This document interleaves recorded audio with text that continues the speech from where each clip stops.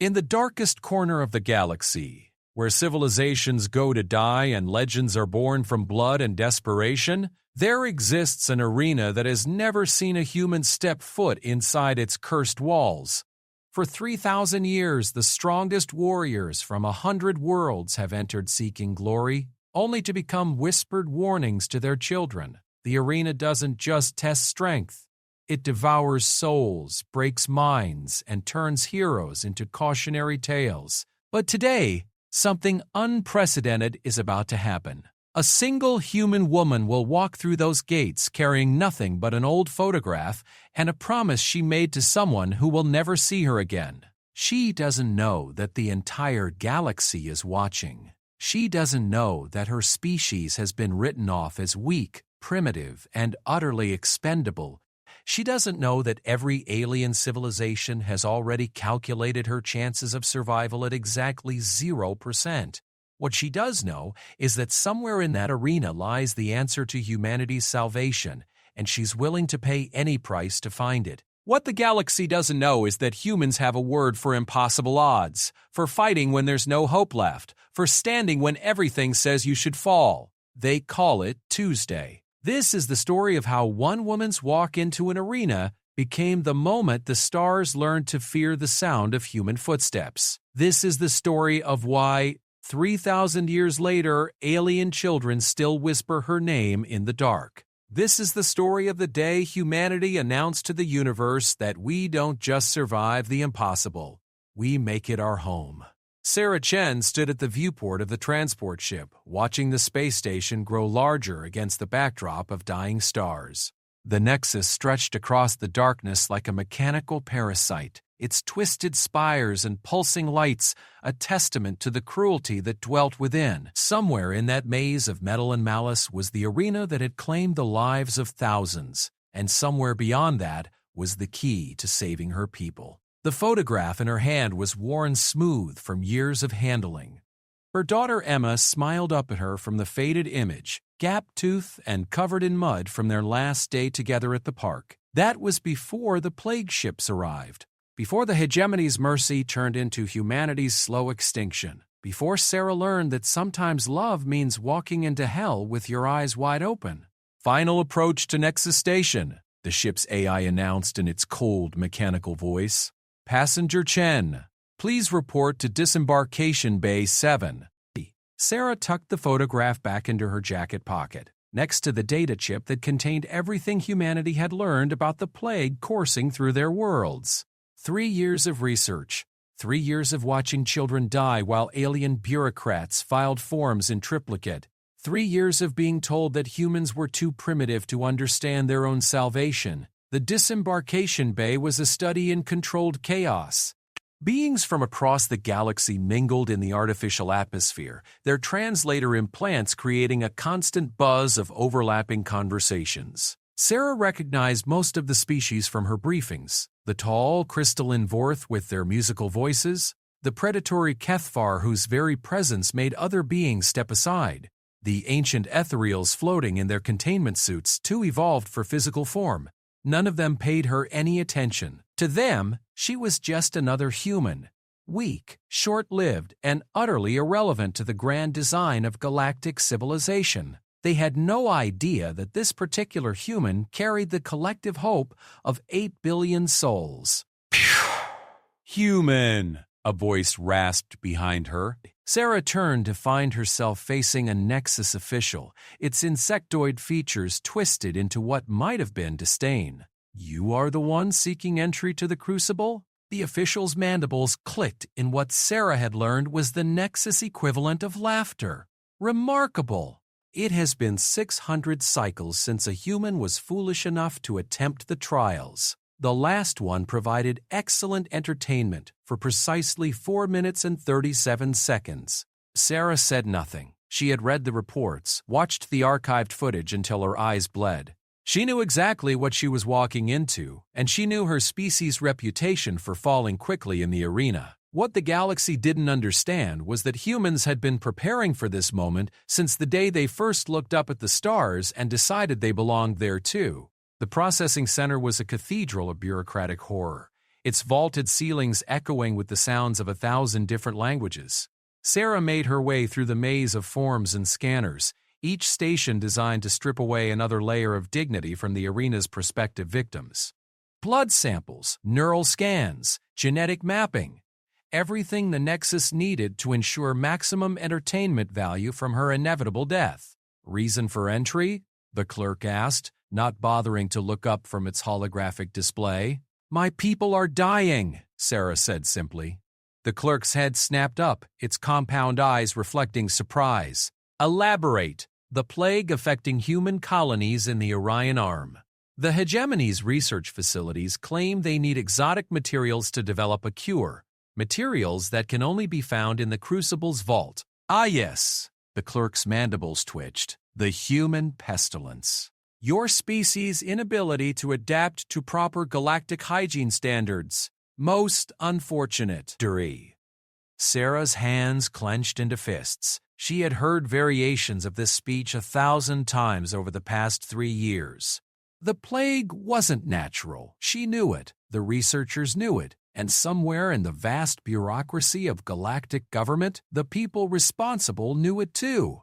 But proving it and stopping it were two very different things.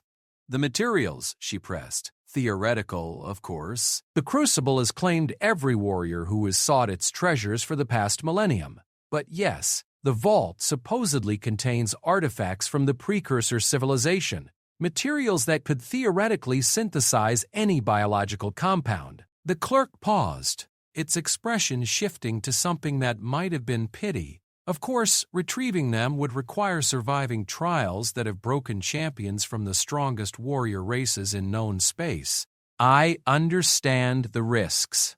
Do you? The clerk leaned forward, its voice dropping to a whisper. The Crucible is not merely a test of strength, human. It is a judgment of worth, a crucible, if you will forgive the crude translation, that separates the truly extraordinary from the merely adequate. It strips away pretense, reveals the core of what a being truly is. Most who enter discover they are nothing more than dust and screaming. Sarah met the creature's gaze without flinching. Then I guess we'll find out what humans are really made of. The clerk stared at her for a long moment, then returned its attention to the holographic forms. Processing complete. You have 72 standard hours to prepare before your trial begins. I suggest you spend them in prayer to whatever primitive deities your species still acknowledges. The quarters assigned to arena participants were Spartan but functional. A bed, a food processor, and a wall-mounted screen that displayed constant feeds from the Crucible's ongoing trials. Sarah watched for hours, studying the movements of alien champions as they faced horrors that defied description. She memorized attack patterns, defensive strategies, and the 1,000 ways beings could die when they underestimated their opponents. Her door chimed softly. Sarah opened it to find a being she didn't recognize. Humanoid but elongated, with skin that shifted between silver and blue depending on the light. Its eyes held an intelligence that seemed older than stars. "I am Keeper Valdris," it said, its voice carrying harmonics that human ears weren't designed to process. "I maintain the records of the Crucible, Sarah Chen. I assume you're here to talk me out of this." On the contrary, Valdris stepped into the room uninvited, moving with a fluid grace that spoke of perfect physical control. "I am here because you interest me, human. In 3,000 years of maintaining the records, I have seen representatives from every known sapient species attempt the trials. Warriors, scholars, fanatics, and fools. They all eventually blur together in the endless cycle of challenge and failure. But never have I seen someone enter the Crucible carrying the weight of an entire species on their shoulders. Your people are dying, and you believe that walking into certain death will somehow save them. It is either the most noble act I have witnessed in millennia, or the most spectacularly pointless." Sarah settled back onto the narrow bed, suddenly feeling the full weight of the past 3 years. Maybe both. Valdris approached the viewport, gazing out at the arena complex with eyes that had seen too much history. "Tell me about your daughter." The question hit Sarah like a physical blow. Added Vincent. Daughter added, "The photograph. You touch your pocket every few minutes, precisely where such a memento would rest.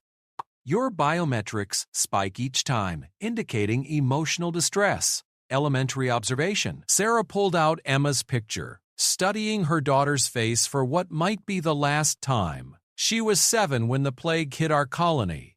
7 years old and absolutely fearless. She used to climb trees that were twice as tall as she was, just to see what was on the other side. She never met a challenge she didn't want to conquer. Used to? The plague doesn't kill quickly.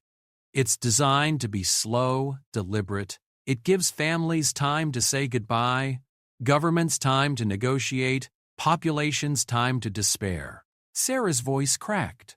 She held on for 2 years, getting weaker every day, but never giving up hope that someone would find a cure. Right up until the end, she kept asking me when she could go back to climbing trees. Valdris was silent for a long moment. "And you believe the materials in the Crucible's vault can synthesize a cure?" "I know they can. Our best researchers have run every simulation, tested every possibility. The precursor biotechnology in that vault doesn't just manipulate genetic material, it rewrites the fundamental rules of biological existence. With those tools, we could not only cure the plague but ensure it never takes hold anywhere again." "Assuming you survive to retrieve them." Sarah stood up, moving to the viewport where the arena's lights cast twisted shadows across her face. 3 years ago, when Emma was dying, she asked me if I would save everyone else's children too. I promised her I would. I promised a dying 7-year-old that somehow, some way, I would make sure no other parent had to watch their child fade away like that. And you intend to keep that promise by throwing your life away in the Crucible. I intend to keep that promise by doing whatever it takes." Sarah turned back to face the Keeper, and for the first time since arriving at the station, she smiled. "You want to know what makes humans different, Valdris? We don't just accept the impossible. We make it our specialty. Every other species looks at the Crucible and sees certain death. We look at it and see Tuesday." Valdris studied her with those ancient eyes, and Sarah could almost see the calculations running behind them. The trials begin in 64 hours. The current champion has held the arena for 18 months, a Kethfar battlelord named Throxanu, who has killed 43 challengers. He is faster than your reflexes, stronger than your bones, and more experienced in combat than your entire species. "Good," Sarah said. "It would be boring if it was easy." The Keeper's expression shifted into something that might have been admiration. "You truly believe you can succeed where millennia of champions have failed. I believe that sometimes the universe needs to be reminded that humans don't know when to quit. We're too stubborn to die and too stupid to realize when we're beaten. It's gotten us this far." Valdris moved toward the door, then paused. "There is something you should know about the Crucible, Sarah Chen. It is not merely a physical challenge. The arena itself is alive in ways that your science cannot quantify. It feeds on the essence of those who enter, growing stronger with each victory and each defeat. Many champions have entered believing their cause was just, their mission noble. The arena showed them truths about themselves they could not bear to face." "What kind of truths?" "The kind that destroy the foundations of who you believe yourself to be, the kind that reveal the gap between your noble intentions and your fundamental nature, the kind that have driven the strongest warriors to madness." Sarah nodded slowly. "Then I guess it's a good thing humans have had practice dealing with uncomfortable truths about ourselves. We've been disappointing ourselves for thousands of years. One more revelation isn't going to break us now." The Keeper left without another word, but Sarah could feel the weight of its attention even after the door closed. She returned to the viewport, watching the endless stream of beings making their way through the station's corridors. Traders and tourists, warriors and scholars, the powerful and the desperate, all of them drawn to the nexus by their own needs and desires. None of them carried the hopes of an entire species. Sarah pulled out the data chip and held it up to the light. Such a small thing to contain so much knowledge, so much desperate hope. Humanity's greatest minds had poured their genius into this tiny piece of crystallized information, creating a blueprint for salvation that was worthless without the tools to implement it. She thought about Emma, about the other children who had died while bureaucrats debated and politicians postured. She thought about the parents still fighting a losing battle against time and ignorance. She thought about the researchers who had worked themselves to exhaustion trying to save a species the galaxy had written off as expendable. Most of all, she thought about the promise she had made to a dying child. The next 60 hours passed in a blur of preparation and meditation.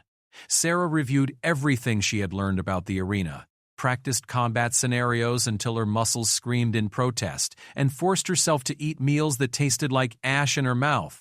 She spoke to no one, avoided the common areas where other participants gathered to boast or despair, and ignored the constant stream of footage from the arena showing the current champion's latest victories. The night before her trial, Sarah dreamed of Emma. They were back in the park on that last good day, before the plague ships and the dying and the desperate journey across the galaxy. Emma was climbing her favorite tree, calling down challenges and jokes, her laughter echoing across the afternoon air. "Are you coming, Mom?" Dream Emma called. "The view is amazing up here." "I'm coming, sweetheart," Sarah replied, and began to climb. She woke to find her cheeks wet with tears and her heart hammering against her ribs. Outside her viewport, the arena lights pulsed with anticipatory energy, and somewhere in the distance, she could hear the roar of crowds gathering for the day's entertainment. It was time. Sarah showered, dressed in the simple combat gear provided by the station, and secured Emma's photograph in the inner pocket of her jacket. The data chip went into a sealed compartment in her belt, protected by enough layers of armor and encryption to survive anything short of complete molecular disintegration. The walk to the preparation chambers took her through corridors lined with monuments to past champions, beings whose names had become legend, whose victories had elevated their entire species in the galactic hierarchy. Sarah wondered if any of them had walked these same halls carrying the weight of their people's survival, or if they had fought for simpler things like honor and glory. The preparation chamber was sterile and cold, its walls lined with weapons both familiar and alien. Sarah selected a plasma rifle and a monomolecular blade, both human-designed and familiar in her hands. She had trained with these weapons since childhood, first as a Colonial Defense Force officer and later as part of the desperate military buildup that had accompanied humanity's entry into galactic politics. "Final preparations complete," a disembodied voice announced. "Challenger Chen, please report to the arena entrance." Sarah took one last look at herself in the polished metal of the weapons rack. The woman staring back at her looked older than her 42 years, her brown eyes haunted by too much loss and too little hope. But there was something else there too, a stubborn defiance that no amount of tragedy had been able to break. "Okay, Emma," she whispered. "Mommy's going to go climb the biggest tree in the universe." The arena entrance was a tunnel that seemed to stretch into infinity, its walls lined with viewing screens that showed the audience gathering in the stands above. Thousands of beings from hundreds of worlds, all of them here to watch another challenger break against the Crucible's merciless trials. Sarah walked toward the light at the far end, her footsteps echoing in the artificial atmosphere. Behind her lay everything she had ever known. Earth, her memories of Emma, the desperate hope of her species. Ahead lay the unknown, the impossible, and the promise she had made to a dying child. As she approached the arena floor, Sarah could hear the announcer's voice booming across the vast space, introducing her to the crowd in terms that made her sound like a curiosity rather than a warrior. The noise of the audience washed over her in waves, a mixture of anticipation and bloodlust that spoke to the darker aspects of sapient nature. Sarah stepped into the light, and for the first time in 3 years, she felt something that might have been hope. The arena floor stretched out before her like a metallic ocean, its surface reflecting the lights of 100 different suns. At the far end, she could see her opponent emerging from his own entrance tunnel. Thraxun, the Kethvar champion whose reputation had been built on the broken bodies of those who had challenged him. He was everything the reports had said and more. A predatory symphony of muscle and bone and killing instinct, his natural weapons gleaming in the artificial light. As he moved toward the center of the arena, his every step spoke of confidence earned through countless victories. The crowd's roar reached a fever pitch as the two challengers approached each other. Sarah could feel the weight of 1,000,000 watching eyes, the pressure of expectations and prejudices, and the simple hunger for violence that seemed to unite all sapient species. She thought of Emma's laugh, of research labs full of desperate scientists, of colony worlds where children were dying while politicians debated the finer points of interspecies diplomacy. She thought of promises made and kept, of impossible odds and human stubbornness, of the way her species had always thrived when the universe told them they couldn't. The arena's ancient systems hummed to life around them, preparing to begin another trial that would end in death or glory. Sarah checked her weapons one final time and smiled. It was time to show the galaxy what humans were really made of. The arena's surface shifted beneath Sarah's feet as ancient mechanisms awakened. What had appeared to be solid metal began to flow and reshape itself, creating obstacles and terrain features that would transform the battlefield into something new and deadly. The Crucible's first lesson was that nothing could be trusted, nothing was permanent, and adaptation was the only constant. Thraxun moved with predatory grace across the changing landscape, his 4 arms ending in natural weapons that could slice through battle armor like paper. His species had evolved for warfare, spending millions of years perfecting the art of killing, until violence became as natural as breathing. Sarah watched him test the new terrain, noting how he positioned himself to take advantage of elevated positions and natural choke points. The Kethvar champion had fought 43 challengers and killed them all. Sarah was about to become number 44, or so the galaxy believed. "Behold!" The announcer's voice boomed across the arena, translated into 1,000 different languages by the universal communicators embedded in every seat. "Today we witness another human's folly." The challenger Sarah Chen carries the desperate hopes of her dying species into the Crucible, where hope goes to die and legends are forged in blood. The crowd's response was a mixture of anticipation and amusement. Sarah could hear the betting networks already calculating odds, most of which gave her less than a 5% chance of surviving the first encounter. The galaxy had seen human warriors before, and while they were considered tenacious, they lacked the raw physical advantages that marked true champions. What the galaxy didn't know was that Sarah had spent the last 3 years studying not just combat techniques, but the psychology of beings who thought they were superior. She had learned to read the subtle tells that preceded attack patterns, to recognize the moments when overconfidence became vulnerability. More importantly, she had learned that sometimes being underestimated was the greatest weapon of all. The arena's transformation completed with a grinding of massive gears. The floor now resembled a broken cityscape, complete with towering spires, collapsed bridges, and deep chasms that seemed to extend into darkness. It was a 3-dimensional battlefield that favored those who could move in all directions, which gave Thraxun a significant advantage. Or so it appeared. "Champion Thraxun," the announcer continued, his voice dripping with reverence. 18 months undefeated, 43 victories. The apex predator of the Kethvar warrior caste, and his opponent, a human who believes love can conquer physics. The crowd erupted in laughter. Sarah used the moment to take one final inventory of her equipment and surroundings. The plasma rifle had a maximum effective range of 800 meters and 12 shots before requiring a power cell change. The monomolecular blade could cut through most known materials but required close combat to be effective. Her armor was adequate against energy weapons but wouldn't stop the kind of physical trauma Thraxun could inflict. None of this mattered if she couldn't survive the first 60 seconds. The arena's central platform began to rise, lifting both combatants to a position where the entire audience could observe the opening moves. Sarah found herself standing 20 meters away from a being that embodied 3 million years of evolutionary refinement toward a single purpose: killing. Thraxon raised his forearms in a gesture that was part salute, part threat display. His voice carried easily across the arena floor, a bass rumble that spoke of absolute confidence. "Human, I will make your death swift. Your species has provided adequate entertainment in the past, and I respect the courage that brought you here.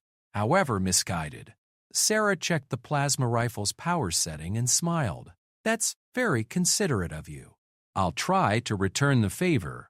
The Kethvar's head tilted slightly, as if he hadn't quite heard her correctly. In his experience, challengers either boasted about their coming victory or pleaded for mercy. Simple acceptance was new. "You do not fear death?" he asked. "I've been carrying it around for 3 years," Sarah replied. "After a while, you get used to the weight." Before Thraxon could respond, the arena's countdown began. Ancient symbols appeared in the air above them, each one marking another second until the trial officially commenced. Sarah used the time to settle into a combat stance that looked deceptively casual but positioned her to move in any direction at a moment's notice. The final symbol flashed and disappeared. Thraxon moved like liquid lightning, crossing the 20-meter gap in 3 bounds that carried him over obstacles and through the air with impossible grace. His trajectory would bring him down directly on top of Sarah's position, all 4 arms positioned to deliver killing blows that would end the fight before it truly began. Sarah wasn't there when he landed. She had moved the instant the countdown ended, not away from her opponent, but parallel to his attack vector. The plasma rifle spoke once, its energy bolt tracking Thraxon's movement and striking him in the shoulder as he touched down. The impact spun him slightly, disrupting his planned follow-up attack and giving Sarah the opening she needed. The second shot took him in the hip, and the third grazed his primary right arm as he dove for cover behind a twisted metal spire. Baxon's roar of pain and surprise echoed across the arena, and for the first time in 18 months, the champion was bleeding. The crowd fell silent. "Impossible," Sarah heard someone whisper in the betting galleries. "No one has ever drawn first blood against Thraxon." Sarah didn't pause to celebrate. She was already moving, using the arena's vertical terrain to gain elevation while keeping mobile cover between herself and her opponent. The Kethvar would adapt quickly. His species didn't become apex predators by failing to learn from their mistakes. Sure enough, Thraxon emerged from cover with a completely different approach. Instead of the direct assault that had served him so well against previous challengers, he began a stalking pattern that used the arena's obstacles to mask his approach. Sarah caught glimpses of him moving through the shadows, always just out of clear shot, always positioning himself for an attack from an unexpected angle. The plasma rifle's 4th shot missed by centimeters as Thraxon anticipated her firing angle and moved. The 5th and 6th shots also failed to connect as the champion demonstrated why he had survived so many challenges. He was learning her patterns, adapting to her strategies, becoming a more dangerous opponent with each passing second.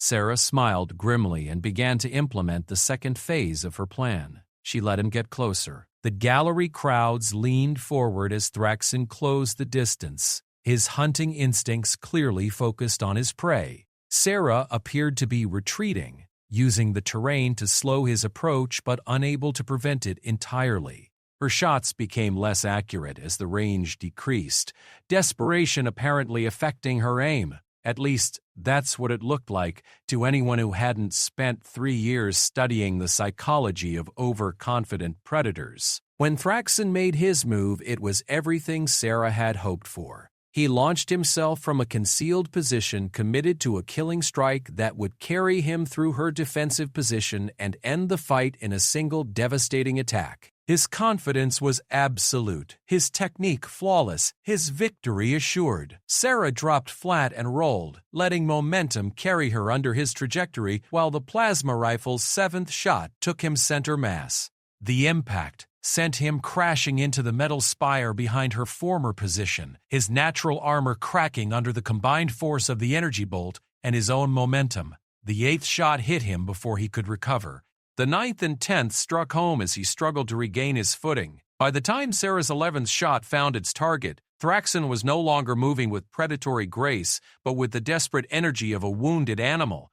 The crowd had found its voice again, but the tone had changed completely. What had begun as amused anticipation had become genuine shock as the unthinkable unfolded before their eyes. The human was winning. Sarah's 12th and final shot struck Thraxon in the chest as he attempted one last desperate charge. The plasma bolt punched through his natural armor and sent him sprawling across the arena floor, his forearms splayed at unnatural angles. The arena fell completely silent. Sarah approached the fallen champion carefully, the spent plasma rifle in one hand and the monomolecular blade in the other. Thraxon was still alive, his breathing labored but steady, his eyes filled with something that might have been respect. "How?" he asked, his voice barely a whisper. Sarah knelt beside him, close enough that her words wouldn't carry to the audience. "You fought 43 challengers who tried to match your strengths. I studied 43 recordings of beings who underestimated human intelligence." Thraxon's mandibles clicked in what might have been laughter. "Clever, but the trials have only begun, human. The arena will test more than your ability to outthink a single opponent." "I know," Sarah said, "but I only have to pass one test at a time." The champion's eyes began to dim as shock and blood loss took their toll. "Your species may be more interesting than we assumed. We've been trying to tell everyone that for years," Sarah replied. Thraxon's breathing stopped, and the arena's ancient mechanisms began to hum with anticipation. The first trial was complete, but the crucible was far from finished with its newest challenger. The arena floor began to shift again, this time more dramatically than before. The twisted cityscape melted away, replaced by something that looked like a vast laboratory crossed with a torture chamber. Gleaming instruments of unknown purpose emerged from hidden panels, while banks of monitors flickered to life showing readouts in languages Sarah didn't recognize. "Ladies, gentlemen, and beings of all classifications." The announcer's voice had lost its casual amusement and taken on a note of genuine excitement. "For the first time in 18 months, we have a new champion. Sarah Chan of the human species has accomplished what many thought impossible. She has defeated Thraxon in single combat." The crowd's response was deafening. Sarah could hear the betting networks frantically recalculating odds, while commentators tried to explain to their audiences how a supposedly primitive human had outmaneuvered one of the galaxy's most accomplished warriors. Sarah ignored the noise and focused on the new environment materializing around her. The laboratory setting suggested that the next trial would test different aspects of her capabilities, possibly intelligence or problem-solving under pressure. She had expected this. The Crucible was famous for its multifaceted challenges that pushed contestants beyond their comfort zones. What she hadn't expected was the figure emerging from the shadows at the far end of the arena. It looked human at first glance, the right height, the right proportions, even the right coloring. But as it moved closer, Sarah began to notice the subtle differences that marked it as something else entirely. The movements were too precise, too controlled. The eyes held an intelligence that seemed cold and calculating rather than warmly organic. "Greetings, Champion Chan," the figure said as it approached. Its voice was perfectly human in tone and inflection, but somehow wrong in ways that made Sarah's skin crawl. "I am Synthesis Unit 7, created by the Crucible to serve as your second trial. What exactly are you?" "I am you," the synthetic being replied with Sarah's own smile. "Or rather, I am what you could become if you were stripped of the weaknesses that define your species. I possess your memories, your knowledge, your tactical experience, but none of your emotional limitations." As if to demonstrate, Synthesis Unit 7 began to change. Its features shifted and flowed until Sarah found herself staring at a perfect mirror image of herself. except for the eyes, which remained cold and empty of anything that might be called soul. The second trial is simple, her doppelganger continued. Defeat yourself. Prove that the flawed original is superior to the perfected copy. Show the galaxy that human weakness is somehow superior to synthetic strength. Sarah studied her opponent carefully. If the Crucible had truly copied her memories and experience, then this synthetic version would know everything she knew about combat tactics and strategic thinking. It would anticipate her moves because it would think like her, but without the emotional responses that often influenced her decisions. That might be its weakness. You know what I'm thinking right now, Sarah said. Of course. You're calculating vectors of attack, analyzing my probable defensive responses, seeking the optimal strategy for victory. You're also thinking about your daughter Emma and wondering if she would be proud of what you're about to do. The casual mention of Emma's name hit Sarah like a physical blow. The synthetic being had indeed absorbed her memories, which meant it understood exactly how to hurt her most effectively. You're wrong about one thing, Sarah said. Oh, and what would that be? Sarah smiled, and this time the expression held genuine warmth. I'm not thinking about whether Emma would be proud of me. I'm thinking about how she always used to cheat at hide-and-seek by hiding in places that were too obvious to believe. Before the synthetic being could respond, Sarah lunged forward with the monomolecular blade. Her attack was direct, obvious, exactly the kind of straightforward assault that any tactical analysis would identify as suboptimal, given their relative capabilities. Synthesis Unit 7 moved to counter, its response perfectly calculated to neutralize Sarah's attack with minimal effort. Its synthetic reflexes were faster than human nerves, its artificial muscles stronger than organic tissue. Sarah's real attack came from her offhand, where the empty plasma rifle swung in a wide arc that caught her doppelganger across the temple. The impact sent the synthetic being staggering, and Sarah pressed her advantage with a combination of strikes that relied more on aggression than technique. Illogical, her opponent said as it recovered its balance. That attack pattern had a 17% chance of success at best. Yeah, Sarah replied, following up with another seemingly reckless assault. But you calculated those odds based on what a rational person would do. I'm not feeling particularly rational right now. The fight that followed was unlike anything Sarah had ever experienced. She was literally battling herself, facing an opponent that knew her every technique and tactical preference. But as the battle progressed, she began to notice something interesting. The synthetic being fought perfectly, but it fought predictably. It made optimal choices, selected efficient strategies, and executed flawless techniques. But it never took risks, never made the kind of desperate gambles that defined human nature at its core. Sarah, on the other hand, fought like someone who had nothing left to lose. She threw herself into attacks that should have failed, committed to strategies that any reasonable analysis would have rejected, and took risks that bordered on suicidal. Half of her moves succeeded through sheer audacity, while the other half failed spectacularly. But even her failures created opportunities that her synthetic opponent couldn't predict.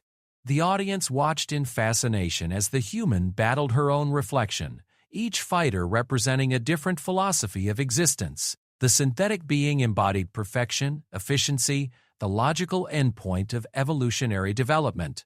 Sarah embodied chaos, passion, the magnificent randomness that had carried her species from the caves to the stars. The decisive moment came when both fighters simultaneously recognized an opening that would allow either of them to land a killing blow. Synthesis Unit 7 moved with mechanical precision, its attack perfectly timed and flawlessly executed. Sarah moved with love.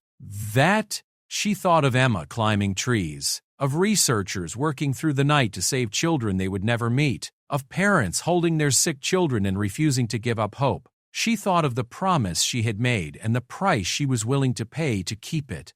Her attack was imperfect, inefficient, and absolutely unstoppable. The monomolecular blade found its target just as her opponent's strike glanced off her shoulder armor. Synthesis Unit 7 staggered backward, its perfect features showing something that might have been surprise.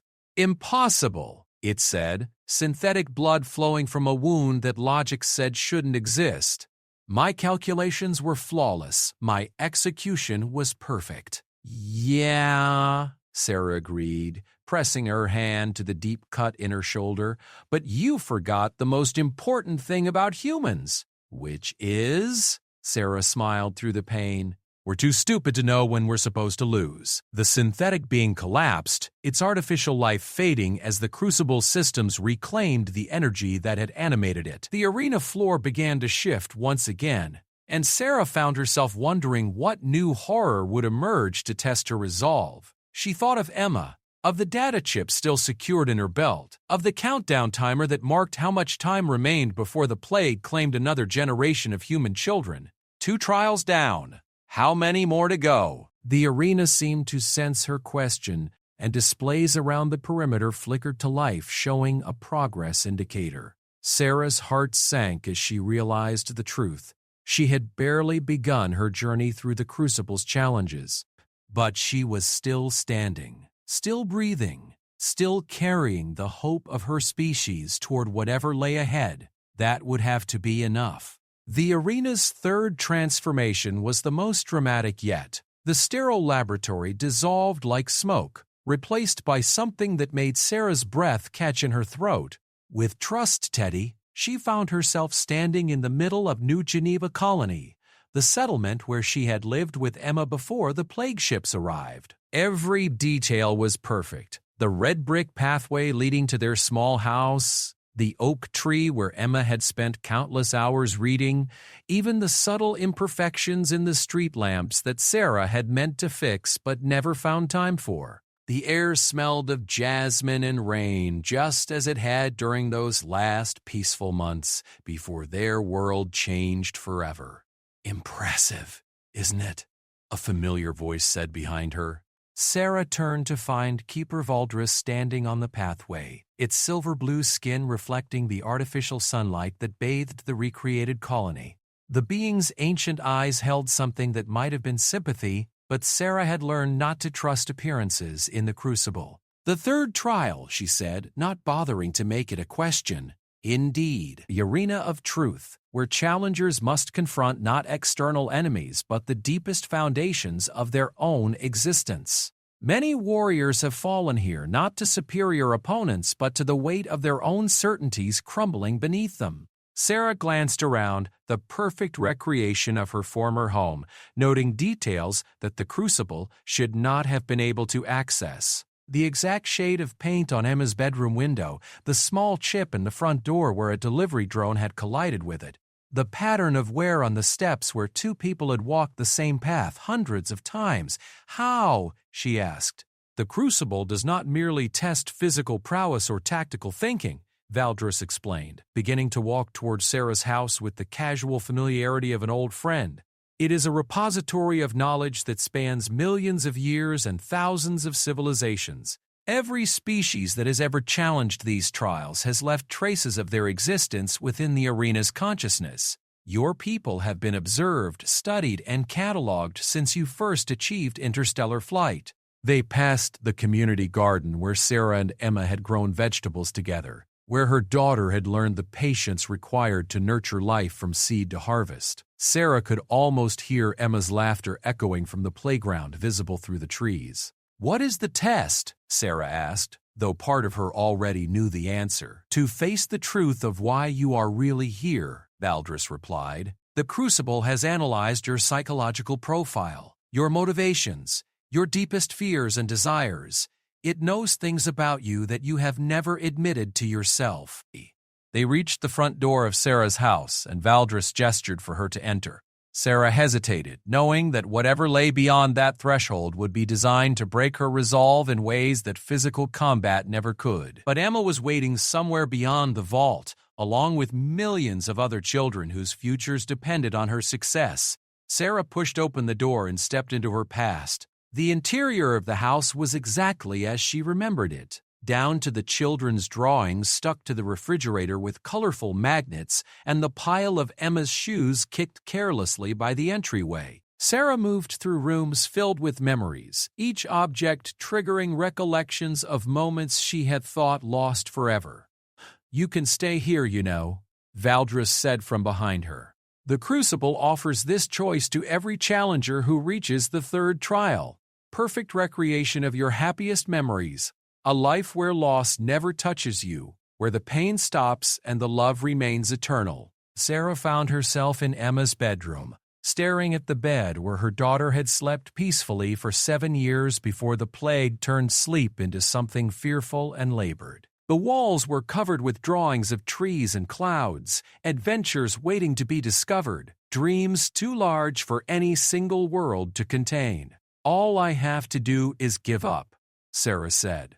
"All you have to do is accept that some battles cannot be won, that some prices are too high to pay. Your daughter is gone, Sarah Chen. No amount of sacrifice will bring her back. Why die for people you have never met when you could live forever with the memory of the one person who mattered most?" The words hit harder than any physical blow Sarah had endured. She sank onto Emma's bed, surrounded by the ghost of a life that had ended too soon. The plague, the desperate search for a cure, the journey across the galaxy, all of it felt suddenly pointless in the face of the simple truth that Emma was gone, and no amount of heroism would change that fact. "She would want you to be happy," Valdris continued, its voice gentle but relentless. "A 7-year-old child asked you to save other children, but did she really understand what she was asking? Did she want you to throw your life away chasing an impossible dream, or did she simply want her mother to find peace?" Sarah picked up one of Emma's favorite books from the nightstand, a collection of adventure stories about brave explorers discovering new worlds. They had read it together dozens of times, Emma always insisting on the same stories about heroes who never gave up no matter how impossible their quests became. "You're good at this," Sarah said to Valdris. "Showing me exactly what I've lost, exactly what I can never have again. Making the mission seem pointless and selfish. I am showing you the truth. Is that not what you came here seeking?" Sarah stood up and walked to Emma's window, looking out at the perfect recreation of the neighborhood where they had been happy. Somewhere in the distance she could see other houses where other families had lived before the plague ships arrived. The Johanssons with their twin boys who had died within days of each other. The elderly Patel couple who had spent their final months caring for grandchildren they barely had strength to hold. "The truth," Sarah repeated. "You want to know what the truth is?" She turned back to face Valdris, and the ancient being took an involuntary step backward at the expression on her face. "The truth is that Emma didn't ask me to save other children because she was too young to understand the cost. She asked me because she was old enough to understand that love isn't something you keep to yourself, it's something you give away. The truth is that a 7-year-old girl taught me more about courage in 2 years of dying than I had learned in 40 years of living." Sarah moved toward Valdris, her voice growing stronger with each word. "The truth is that I'm not here because I can't accept her death. I'm here because I can accept it, completely and totally, and still choose to fight for the living. I'm here because Emma looked at a universe that was killing her and still worried about children she would never meet." The house around them began to flicker and fade as Sarah's words challenged the fundamental assumptions of the trial. Valdris watched with growing alarm as the perfect recreation of her past dissolved into static. "The truth is that you fundamentally misunderstand what drives my species," Sarah continued. "You think we fight because we can't accept loss, because we're too stubborn to face reality. But the real truth is that we fight because we can accept loss and choose to create meaning from it anyway." The bedroom disappeared entirely, leaving them standing in an empty void surrounded by swirling patterns of light and shadow. But Sarah wasn't finished. "Emma knew she was dying. She knew I couldn't save her. But she also knew that her death could have meaning. if I chose to give it meaning. Not because she demanded it, not because guilt compelled it, but because love multiplies when you share it instead of hoarding it. The void around them began to collapse, reality reasserting itself, as the Crucible system struggled to process a response that didn't fit their psychological models. Valdris stared at Sarah with something approaching wonder. "You have passed the third trial," it said finally, though, I confess, not in any way the arena anticipated. "Good," Sarah replied.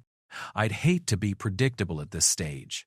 The arena reformed around them, but this time the environment was something entirely new, a vast space that seemed to stretch beyond the limits of physical possibility, filled with structures that defied conventional understanding of architecture and physics. Floating platforms connected by bridges of solid light created a three-dimensional maze that extended in all directions. "The fourth trial," Valdris announced, its composure restored. "Here you will face the architect, the consciousness that designed and maintains the Crucible itself. It has waited 10,000 years for a challenger who could survive the trials of body, mind, and spirit. You will be the first to face its ultimate test." Sarah checked her equipment automatically, though she suspected that the weapons that had served her so well in physical combat would be largely useless against an opponent that existed as pure information. The monomolecular blade remained sharp, but what did sharpness mean against thought itself? "What does it want?" she asked. "To understand why your species continues to exist when logic dictates that you should have eliminated yourselves millennia ago. The architect has studied 1,000 civilizations, guided their development through the crucible of conflict and evolution. Most follow predictable patterns. They grow strong, achieve perfection, and then stagnate into irrelevance." Valdris gestured toward the impossible architecture surrounding them. "But humans perplex it. You are individually weak, but collectively resilient. You are ruled by emotion, yet capable of remarkable rationality. You embrace chaos but create order. You are, in its estimation, a contradiction that should not be able to exist." Sarah began moving toward what appeared to be the center of the maze, where a structure that might have been a building or a machine or something entirely different pulsed with rhythmic light. Her footsteps echoed strangely in the artificial space, each sound seeming to carry further than physics should have allowed. "And if it doesn't like my answer?" she asked. "Then you become part of its collection, consciousness preserved forever as a specimen to be studied and dissected in the search for understanding." The first platform Sarah stepped onto immediately began to move, carrying her along a path that shifted and changed based on rules she couldn't begin to comprehend.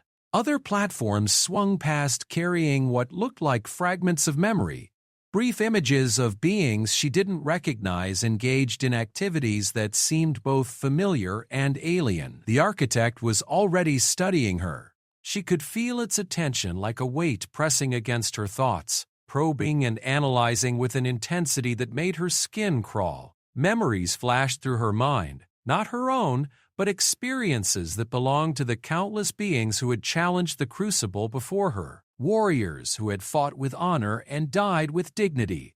Scholars who had sought knowledge and found only despair. Fanatics who had pursued their obsessions into madness. All of them had failed to provide the architect with the understanding it sought.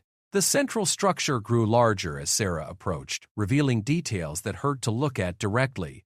It existed in more dimensions than her brain could process, its geometry folding in on itself in ways that suggested space and time were merely suggestions rather than laws. "Welcome, human," a voice said, though it came from everywhere and nowhere at once.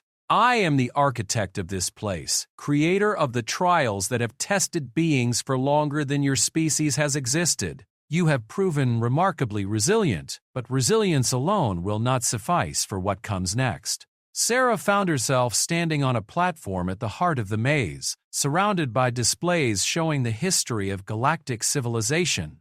Empires that had risen and fallen, species that had achieved greatness only to destroy themselves, worlds that had been transformed from paradise to wasteland by the inhabitants who had claimed to love them. I offer you a choice, the architect continued. Answer my question truthfully, and I will grant you access to the vault that contains the materials your species requires. Fail to satisfy my curiosity, and your consciousness will join my collection of interesting specimens. What's the question? Sarah asked, though she suspected she already knew. Why do humans continue to exist? Your species should have destroyed itself a dozen times over, through warfare, through environmental destruction, through the simple inability to cooperate on a scale necessary for interstellar civilization. Yet here you are, spreading across the galaxy like a plague of hope and contradiction. Explain this impossibility. Sarah looked around at the displays showing the rise and fall of civilizations, noting patterns that the architect had apparently spent millennia trying to understand. Species that achieved perfection and then stagnated. Cultures that eliminated conflict and lost the ability to grow. Empires that solved all their problems and discovered they had nothing left to live for. You're asking the wrong question, she said finally. The architect's attention focused on her with an intensity that made the air itself seem to vibrate.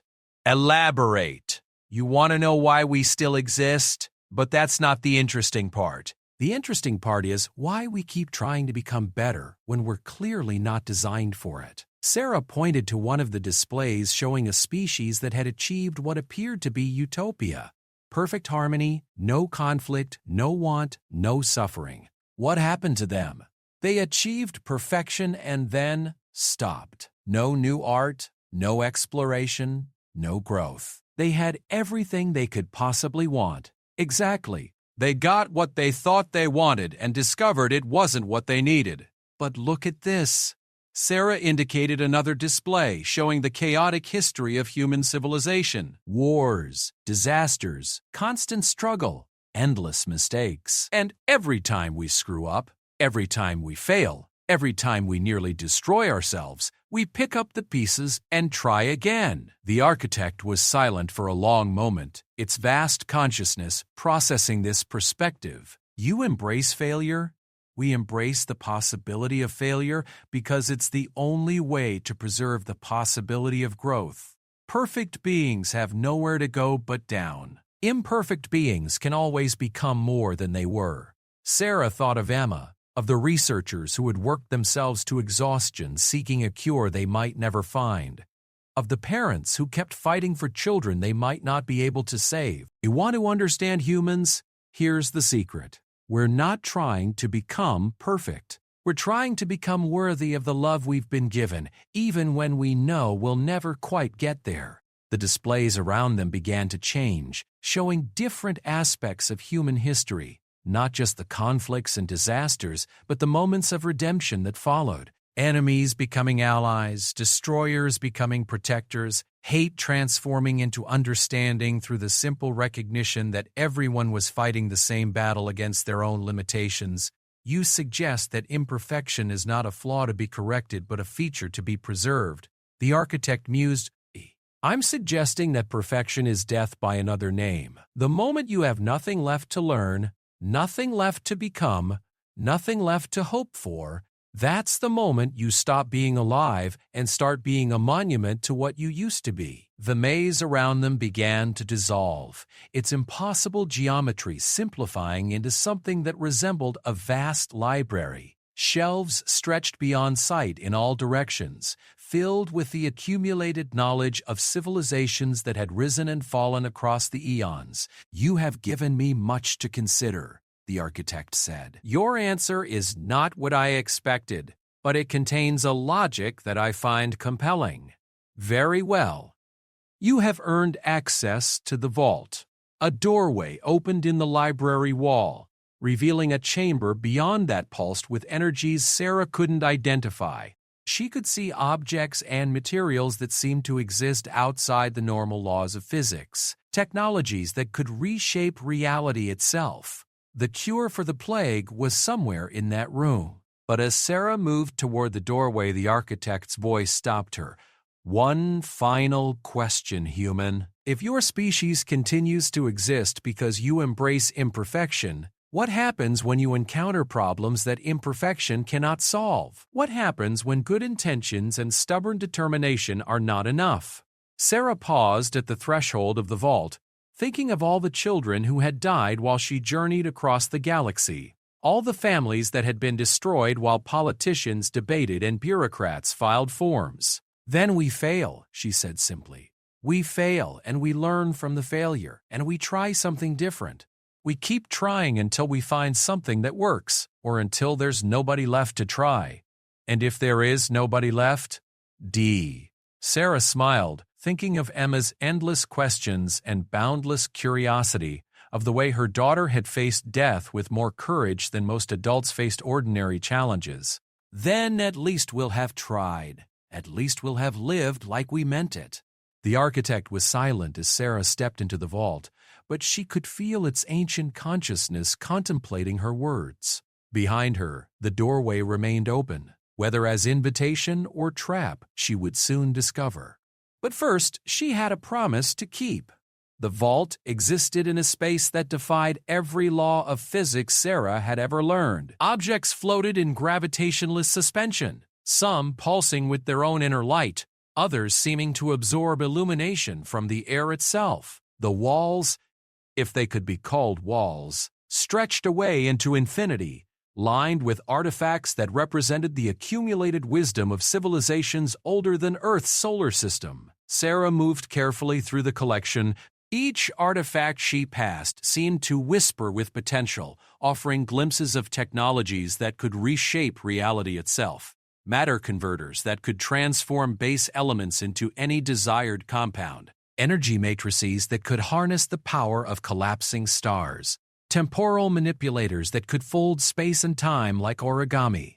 And somewhere among these wonders was the tool she needed to save humanity. The data chip in her belt grew warm as she approached a section of the vault that seemed somehow different from the rest. The artifacts here were smaller, more delicate, their forms suggesting biological rather than mechanical origins. Sarah recognized some of them from her research, precursor biotechnology that had been theorized but never confirmed to exist. "Beautiful, aren't they?" a voice said behind her. Sarah spun around to find herself facing another figure from her past, but this one made her heart stop. Emma stood in the artificial light of the vault, looking exactly as she had on their last good day together. 7 years old, bright-eyed, and radiating the kind of boundless curiosity that had made every ordinary moment feel like an adventure. "You're not real," Sarah whispered. "Does it matter?" Emma asked, tilting her head in the gesture Sarah remembered so well. "I'm real enough to talk to you, real enough to help you understand what you're looking at." Sarah forced herself to breathe, to think logically despite the emotional hurricane threatening to overwhelm her. This was another test, another challenge from the Crucible, designed to probe her psychological vulnerabilities. The fact that it had chosen to appear as Emma meant it had identified her deepest weakness.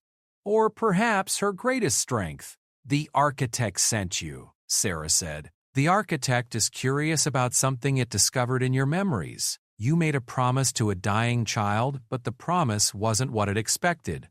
Emma moved closer, her small hand reaching toward a crystalline artifact that pulsed with shifting patterns of light.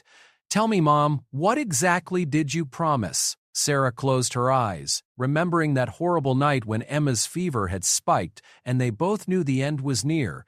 The words came back with perfect clarity, carved into her memory by grief and love. In equal measure, "I promised to save everyone else's children too," she said. "But that's not all, is it?" Emma pressed. "There was more to the promise. Something you've never told anyone else.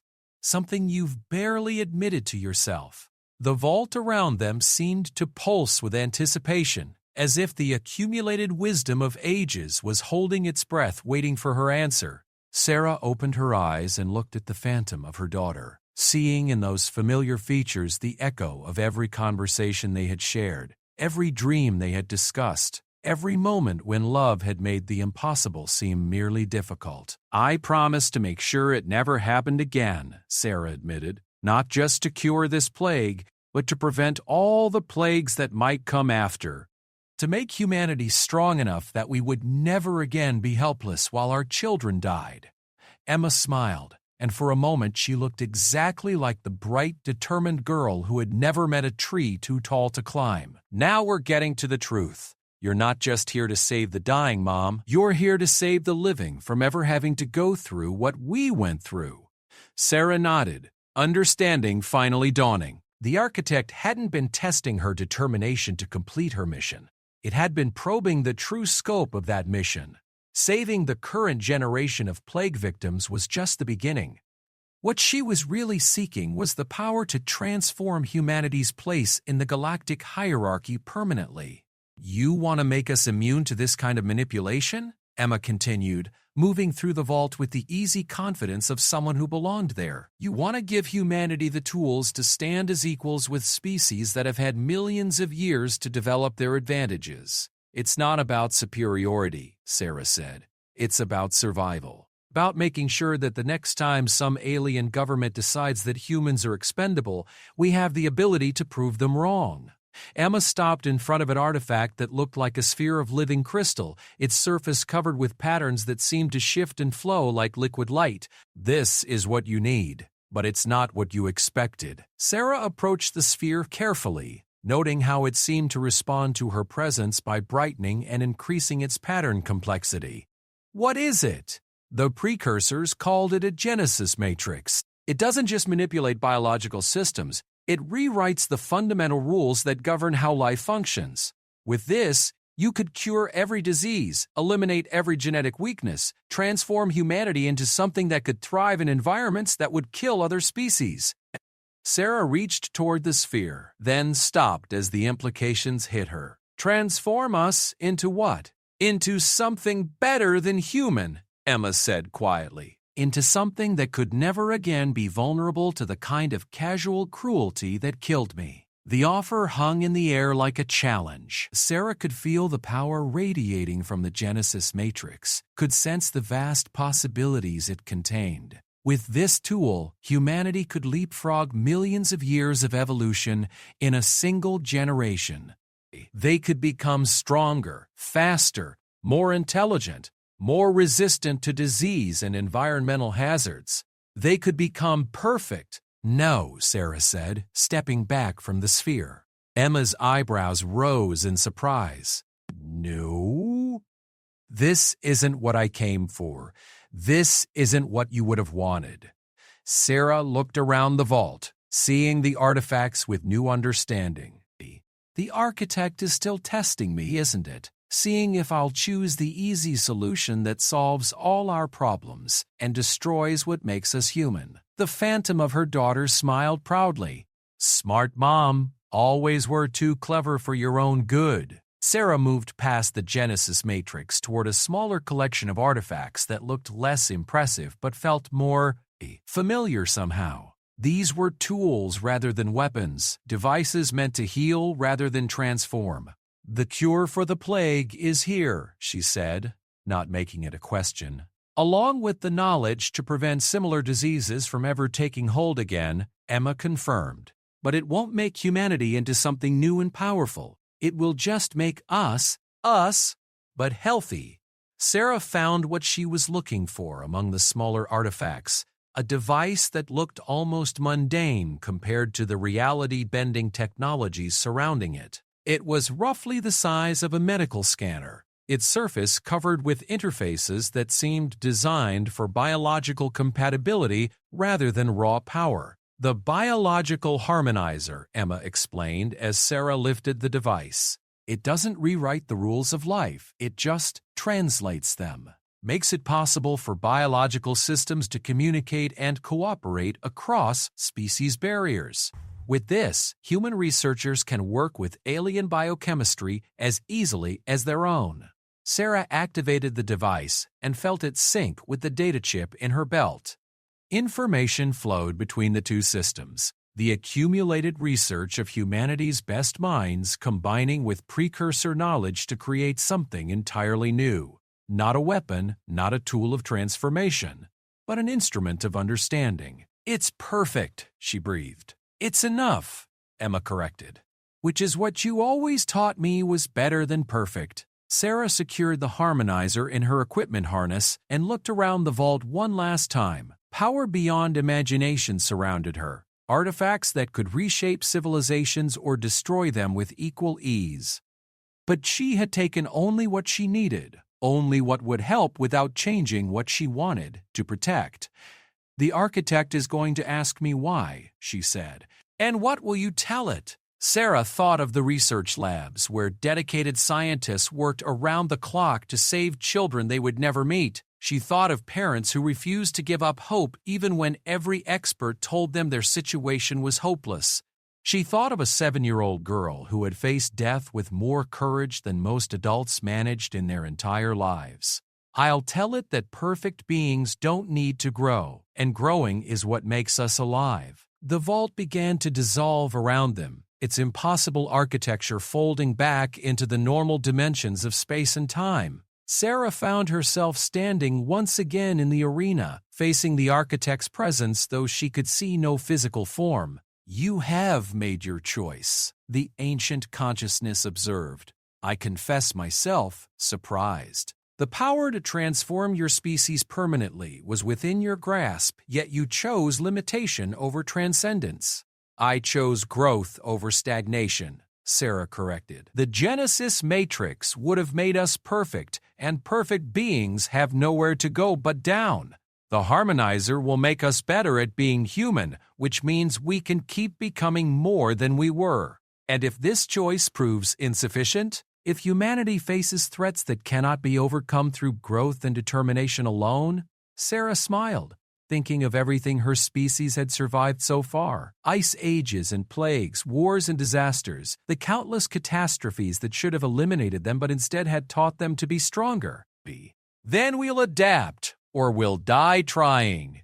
Either way, we'll die as ourselves rather than as pale copies of someone else's idea of perfection." The architect was silent for a long moment, its vast consciousness processing her words. Finally it spoke again, and for the first time since entering the vault, Sarah heard something like approval in its voice. "You have passed the final trial, Sarah Chan of humanity. You have faced physical challenge, intellectual puzzle, emotional truth, and ultimate temptation. In each case, you have chosen the path that preserves rather than perfects, that grows rather than transforms." The arena around them began to change one last time, but this transformation was different from all the others. Instead of becoming something new and alien, the space was returning to its original form. A simple circular platform, surrounded by viewing galleries where millions of beings watched in silence. "Go," the architect said. "Return to your people with the tools they need to save themselves. Show the galaxy what humans accomplish when they remain true to their nature, rather than trying to transcend it."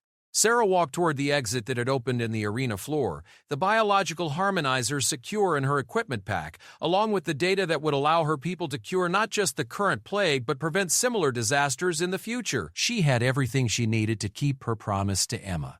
But as she reached the threshold, she turned back one last time. "Architect, why did you really build the crucible? What were you looking for all these years?" The ancient consciousness seemed to consider its answer carefully. "Hope," it said finally. "I was looking for a species that could face the darkness between the stars and still choose to light a candle rather than curse the night. I believe I have found them." Sarah stepped through the doorway and felt the familiar sensation of a transport beam taking hold of her body. The last thing she saw before the arena disappeared was Emma, still standing in the vault among artifacts that could reshape reality, waving goodbye with the bright smile of a child who knew her mother was coming home. The journey back to human space would take weeks, but Sarah found herself smiling as the transport ship carried her away from the Nexus station. She had walked into the arena carrying the weight of her species' survival, and she was leaving with something even more valuable, proof that humanity's greatest strength wasn't their ability to become something else, but their determination to become the best version of themselves. The stars would never forget the day a human woman walked into the crucible and emerged victorious, not because she transcended her nature, but because she embraced it completely.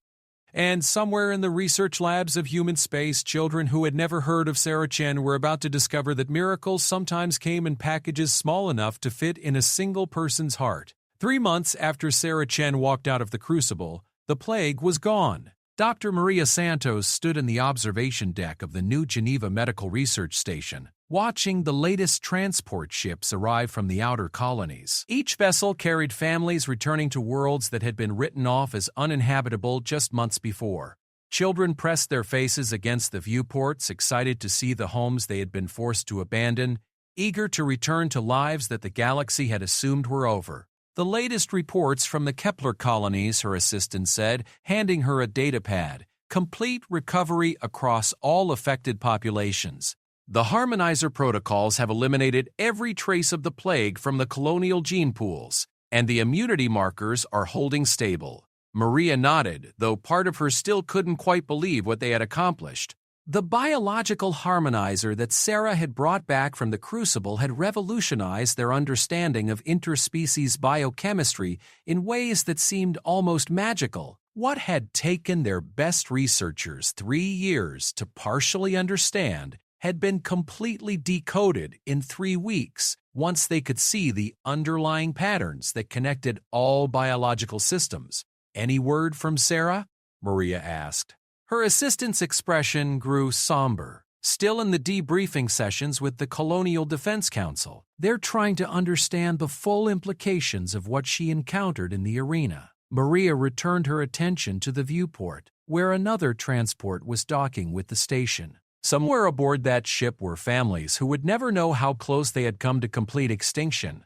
Children who would grow up in a universe where humanity no longer had to beg alien governments for permission to save their own people. The transformation went far beyond the plague cure. The harmonizer had given human researchers the tools to work with biological systems from any species, opening up possibilities for medical cooperation that had been unimaginable just months before. Already, human scientists were collaborating with alien researchers on projects that benefited everyone, their unique perspective on growth and adaptation proving valuable to species who had grown too comfortable with their own limitations. But the most significant change was harder to quantify. The galaxy was looking at humanity differently now.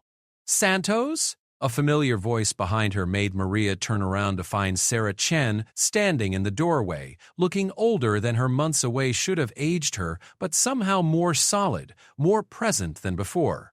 "Sarah?" Maria crossed the room quickly, embracing her old colleague with relief and joy. "How are you holding up?" "Better now that I'm seeing the results," Sarah replied, gesturing toward the viewport where families were reuniting with lives they thought they had lost forever. "Tell me everything. I want to hear it all." They spent the next hour walking through the research station, Maria showing Sarah the laboratories where teams of humans and aliens worked side by side using protocols derived from the harmonizer's data. The device itself had been carefully disassembled and studied, its principles reverse-engineered and adapted for mass production. "We've manufactured over 10,000 diagnostic units based on the harmonizer design," Maria explained as they passed a production facility where the devices were being assembled by teams of technicians. "Every human colony now has access to biological analysis tools that were beyond our capabilities just months ago." "And the other species?" "That's the interesting part. Once word spread about what you had accomplished in the Crucible, we started receiving requests for cooperation from governments that had ignored us for decades. Turns out that our approach to biological adaptation has applications they never considered." They paused at an observation window overlooking one of the main research labs, where human scientists were working alongside beings from 6 different species. The atmosphere was one of focused collaboration, very different from the patronizing tolerance that had characterized most previous interspecies scientific exchanges. The Vorth Collective sent their best xenobiologists, Maria continued. They're fascinated by our approach to treating biological systems as adaptive networks rather than static structures. The Kethvar Medical Guild wants to establish permanent research partnerships. Even the Ethereals had expressed interest in our work. Sarah watched the collaborative teams with satisfaction, but Maria could see something else in her expression, a weight that hadn't been there before her journey to the Crucible. "What's troubling you?" Maria asked. Sarah was quiet for a long moment, studying the researchers who were using tools derived from her sacrifice to push the boundaries of what was possible. "Teddy, the architect showed me something in the vault," she said finally. "The plague that killed Emma, that nearly killed us all. It wasn't natural."